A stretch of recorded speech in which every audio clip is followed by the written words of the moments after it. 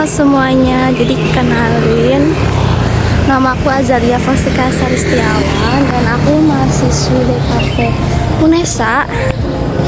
Aku berasal dari kelas 25I dengan nomor NIM terakhir 164.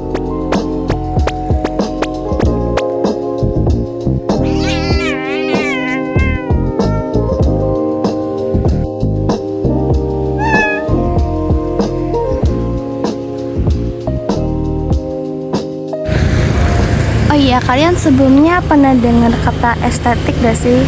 Udah pernah denger loh?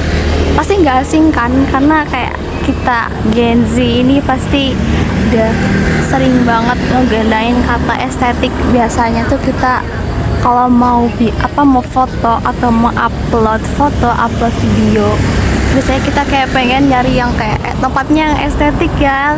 Terus kayak, oh my god, ini kayak fotonya estetik, aku mau upload gitu kan. Nah, di sini aku pengen sedikit bahas tentang estetika gitu. Jadi kayak sebenarnya estetik itu benar artinya keindahan. Nah, kalau di kafe kita belajar tentang estetika, yaitu ilmu yang mempelajari tentang keindahan. Nah, estetika sendiri itu banyak sekali bentuknya, banyak sekali maknanya. Maka dari itu sebenarnya estetika tuh nggak cuman yang kita tahu kayak foto yang bagus, musik yang enak didengar, terus kayak mungkin lukisan yang indah banget, itu estetik benar, tapi kayak banyak lagi bentuknya. Terus mungkin yang kalian gak sadari bahwa di kehidupan sehari-hari kalian menggunakan benda-benda yang fungsionalitas kayak baju, sepatu, atau kendaraan, itu juga termasuk dari karya estetika itu sendiri. Jadi setiap benda yang kalian temui sehari-hari mereka punya nilai estetiknya sendiri gitu loh. Nah, jadi aku pengen bahas dari sisi itu, yang mana itu adalah masuk ke estetika terapan, dimana kita tuh selain untuk membuat sesuatu yang indah, tapi juga harus memikirkan bagaimana fungsionalitasnya dan kenyamanan dan lain sebagainya gitu loh. Jadi kayak gak cuman indah doang kalau dalam estetika terapan gitu guys. Nah, oh ya, aku juga sekarang sore hari ini, sangat sore ini aku rencana mau ke Indomaret.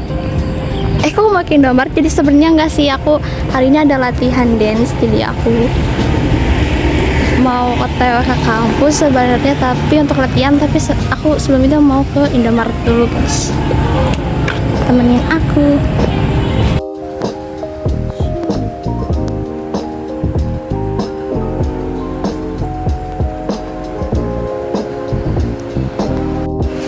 Karena udah sore, jadi banyak yang udah tutup tokonya.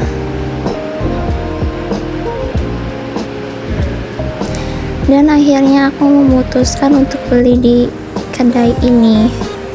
Di sini aku pesan ayam bumbu rempah. Jadi aku udah pindah tempat. Jadi aku sambil nunggu makanan, aku tadi barusan beli makanan. Mungkin aku bakal lanjutin kali ya.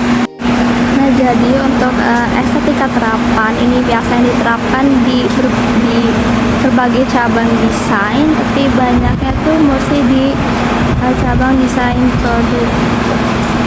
Nah, di sini maka desainer tuh harus membuat atau menciptakan sebuah karya atau desain yang tidak hanya indah tapi juga mengedepankan nilai fungsionalitasnya juga, seperti dari aspek kenyamanan dan lain sebagainya. Sekarang aku mau lanjut ke Indomaret dulu, habis beli makan.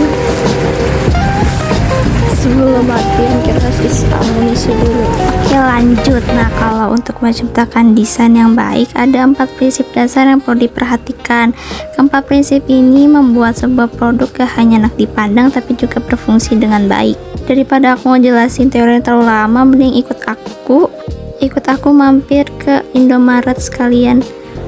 Aku juga akan tunjukin contoh nyata dari 4 prinsip estetika terapan lewat nanti barang-barang yang ada di sana.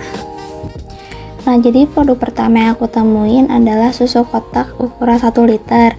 Sebelum bahas produknya, aku jelasin dulu prinsip yang digunakan, yaitu MAYA atau Most Advanced Yet Acceptable. Prinsip MAYA menjelaskan bahwa sebuah desain sebaiknya menghadirkan inovasi dan kemajuan baru, tetapi tetap mudah dipahami dan diterima oleh penggunanya. Jadi desain tidak boleh terlalu asing sehingga membuat orang bingung cara menggunakannya. Dulu susu banyak dikemas menggunakan botol kaca yang mudah pecah dan relatif kurang praktis untuk dibawa kemana-mana. Seiring perkembangan teknologi, muncul kemasan karton yang lebih ringan dan mudah didistribusikan. Namun, beberapa kemasan karton di generasi awal belum memiliki tutup sehingga setelah dibuka cukup sulit untuk ditutup kembali dengan rapat. Kalau kemasan yang aku pegang sekarang sudah dilengkapi dengan tutup putar plastik. Kehadiran tutup ini merupakan bagian dari advance atau inovatifnya karena membuat susu lebih mudah disimpan setelah dibuka, dan selain itu resiko tumpah juga menjadi lebih kecil. Cara penggunanya pun masih tetap familiar bagi kita karena hanya perlu memutar tutupnya seperti kita membuka botol minuman pada umumnya. Karena itulah kemasan ini menjadi contoh prinsip MAYA, yaitu menghadirkan inovasi yang lebih maju tetapi tetap mudah diterima dan digunakan oleh banyak orang. Selanjutnya, karena habis ini aku mau latihan dance, aku juga mau beli air minum. Oh ya, untuk air minum juga dia punya prinsip estetika terapan, yaitu prinsip optimal match. Optimal match adalah prinsip yang menekankan bahwa desain harus menyesuaikan dengan karakteristik fisik, kebutuhan, dan kemampuan penggunanya. Dengan kata lain, desain yang baik adalah desain yang terasa cocok saat digunakan oleh manusia. Kalau kita perhatikan botol air mineral ini, di bagian tengahnya dibuat sedikit melengkung atau berlekuk seperti pinggang. Bentuk tersebut bukan dibuat tanpa alasan. Lekukan tersebut dapat membantu tangan menggenggam botol dengan lebih nyaman dan lebih stabil. Jadi ketika nanti aku sedang latihan terus tangan aku mulai berkeringat dan basah, bentuk botol seperti ini akan membantu pegangan tetap nyaman dan tidak akan slip atau jatuh. Oh ya, sebelum tadi aku ke Indomaret, sebenarnya aku sempat mampir ke toko aksesoris dekat kosanku karena jepitan rambutku yang lama udah rusak. Ternyata setelah aku perhatikan, benda seperti ini juga menerapkan prinsip estetika terapan, yaitu maximum effect, minimum means. Prinsip ini berarti sebuah desain berusaha menghasilkan dampak atau fungsi yang maksimal dengan penggunaan elemen yang sesederhana mungkin. Jadi desain tidak perlu rumit untuk bisa bekerja dengan efektif.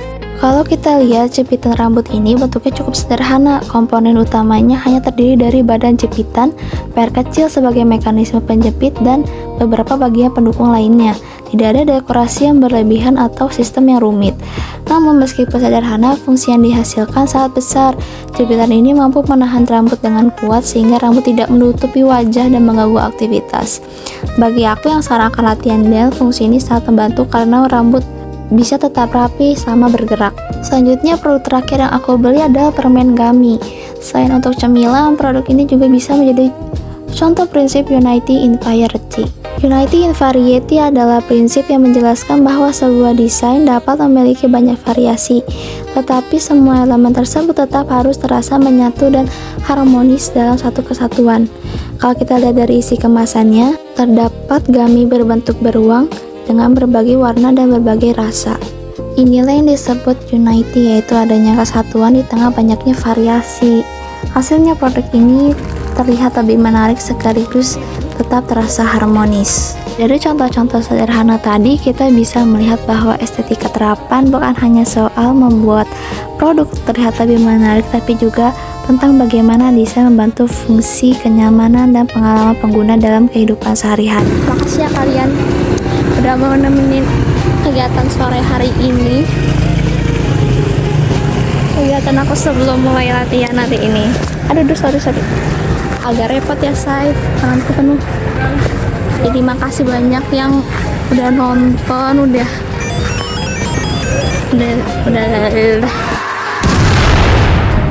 Aduh, maaf ya, aku tuh kayak belibet banget kalau ngomong. Jadi terima kasih banyak yang udah nonton. Maaf juga kalau ini banyak salah kata atau ada informasi yang kurang tepat, mohon dimaklumi ya. Nah, dikit terang nih. Gitu aja, jadi bye-bye.